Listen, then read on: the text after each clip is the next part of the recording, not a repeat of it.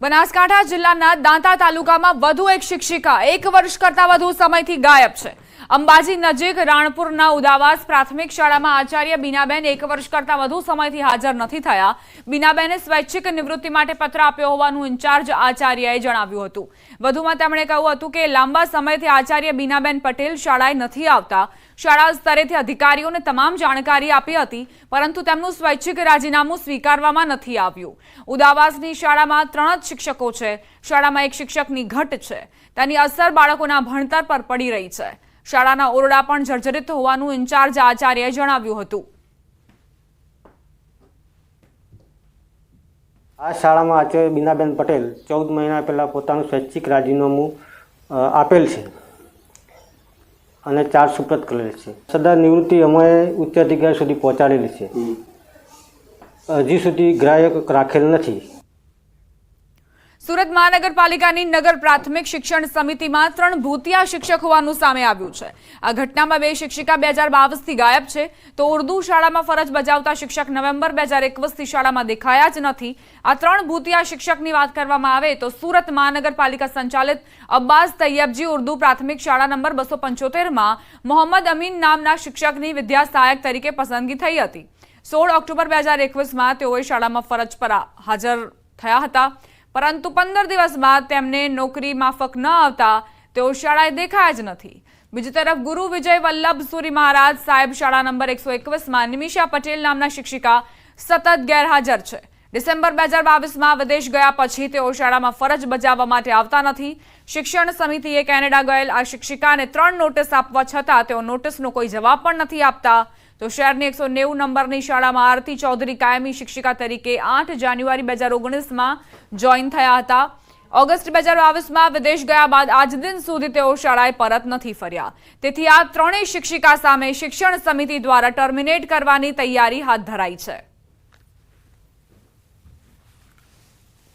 એ શિક્ષિકા બહેનો તો વિદેશનું કારણ આપીને ગયા છે અને એક જે અંસારીભાઈ છે તેનો 6 મહિનાથી કોઈ અટોપટો નથી। આ 3 શિક્ષકોને તરત નોટિસ આપવામાં આવી છે અને જવાબ માંગવામાં આવ્યો છે, પરંતુ હજુ કંઈક એનો નિર્ણય આવ્યો નથી। જે શિક્ષકો હાજરી પૂરે છે એ શિક્ષકો પૂર્ણ સમય માટે શાળામાં હાજર છે, એના માટે સઘન તપાસ સઘન ચેકિંગ કરવામાં આવે અને આવી ગેરરીતિ આવી બેદરકારી આવી ચોરી જે શિક્ષકો કરે છે અને એમને તંત્ર દ્વારા જે પણ અધિકારીઓ ટેકો આપતા હોય એ તમામના વિરુદ્ધ કડકમાં કડક પગલાં લઈ અને એક ઉદાહરણરૂપ દાખલારૂપ કાર્યવાહી કરવામાં આવે, જેથી કરીને ભવિષ્યમાં આવી ચોરી આવું પાપ આચરવાની કોઈ હિંમત ના કરે। રાજ્યમાં બહુ ચર્ચિત બનેલો ભૂતિયા શિક્ષકો મામલે શાળા સંચાલક મંડળના પ્રમુખનું નિવેદન સામે આવ્યું। ભાસ્કર પટેલે કહ્યું કે લાંબી રજા મૂકી વિદેશ ભાગી ગયેલા શિક્ષકો સામે કાર્યવાહી થવી જોઈએ। પગાર રિકવર કરવાની સજા હળવી કહેવાય। આવા શિક્ષકો સામે દેશદ્રોહની કલમ પ્રમાણે કાર્યવાહી થવી જોઈએ।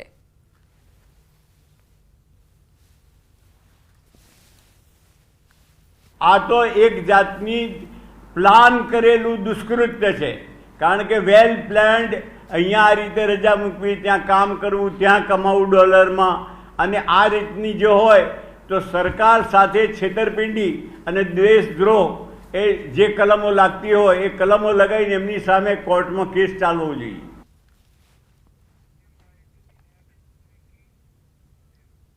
મહત્વપૂર્ણ સમાચાર પ્રાપ્ત થઈ રહ્યા છે। રાજકોટથી શહેરના સોની બજારમાં ક્રાઇમ બ્રાન્ચ અને એસઓજીએ તવાઈ બોલાવી બંગાળી કારીગરોનું રજીસ્ટ્રેશન નહીં કરનાર વેપારીઓને ત્યાં તપાસ હાથ ધરાઈ છે।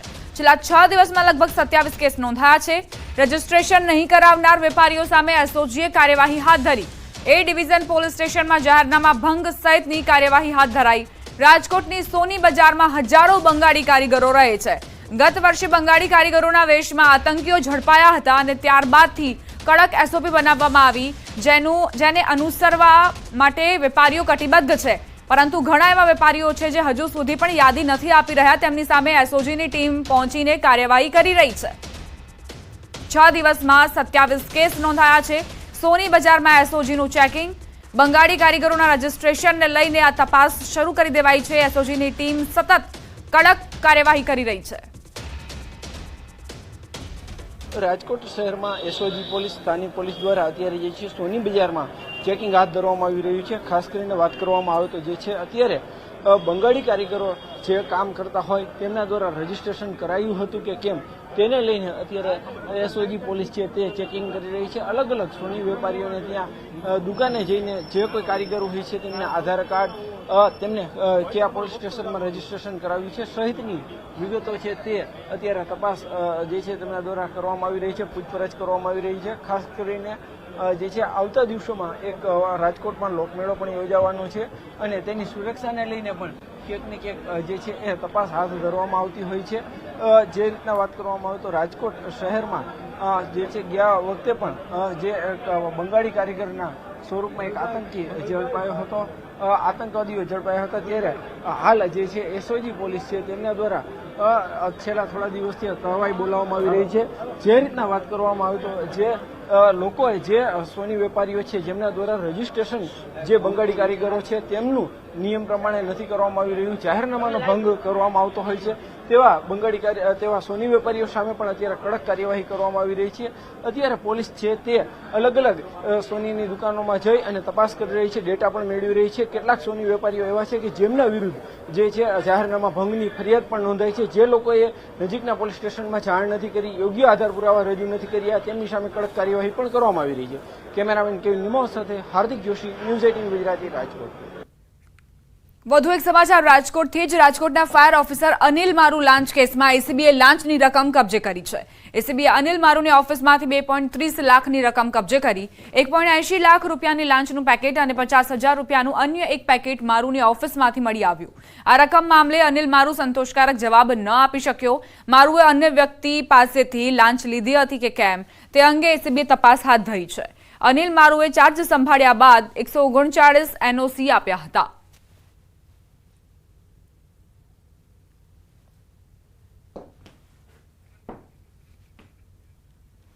સમાચાર સુરતથી પ્રાપ્ત થઈ રહ્યા છે. બે ટ્રક વચ્ચે અકસ્માતની ઘટના બની છે. અકસ્માત બાદ ડ્રાઈવર ગાડીમાં ફસાયો.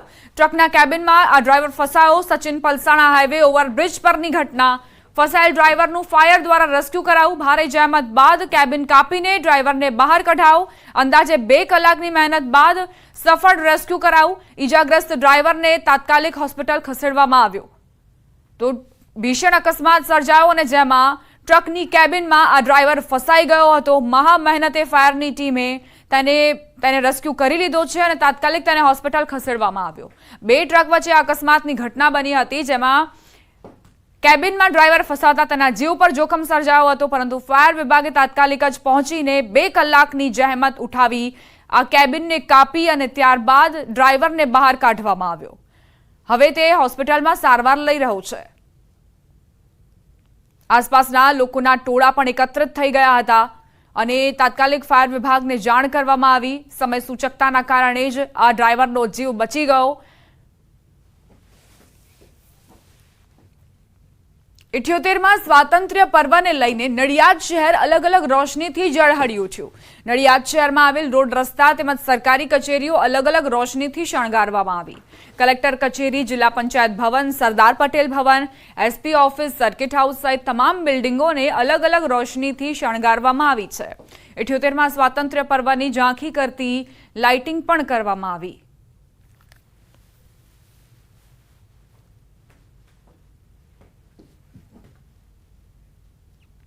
દેશમાં 78માં સ્વાતંત્ર્ય પર્વની ઉજવણીની તૈયારીઓ શરૂ થઈ ચૂકી છે. ખેડાના નડિયાદમાં રાજ્યકક્ષાના સ્વાતંત્ર્ય પર્વની ઉજવણી કરવામાં આવશે, જેમાં મુખ્યમંત્રી ભૂપેન્દ્ર પટેલ ઉપસ્થિત રહેશે. મુખ્યમંત્રી આજે બપોરે 3 વાગે નડિયાદ હેલીપેડ પહોંચશે. ત્યાંથી સરદાર પટેલના નિવાસસ્થાને જશે અને પુષ્પાંજલિ અર્પણ કરશે. ત્યાંથી સીએમ સંતરામ મંદિરમાં દર્શન માટે જશે. સાંજે 4:30 કલાકે તેઓ એટ હોમ કાર્યક્રમમાં હાજરી આપશે, જ્યારે 6:30 કલાકે હેલીપેડ ગ્રાઉન્ડમાં આયોજિત સાંસ્કૃતિક કાર્યક્રમમાં હાજરી આપશે, જેમાં કેટલાક વિકાસ કાર્યોનું લોકાર્પણ અને ખાતમુહૂર્ત કરશે. મુખ્યમંત્રી સર્કિટ હાઉસમાં રાત્રિ રોકાણ કરશે. આવતીકાલે 15મી ઓગસ્ટે સવારે 8 વાગે એસઆરપી ગ્રાઉન્ડ જવા રવાના થશે. સવારે 9 કલાકે ધ્વજવંદન સાથે ઉદ્બોધન કરશે. મુખ્યમંત્રી ખુલ્લી જીપમાં પ્રજાજનોનું અભિવાદન ઝીલશે.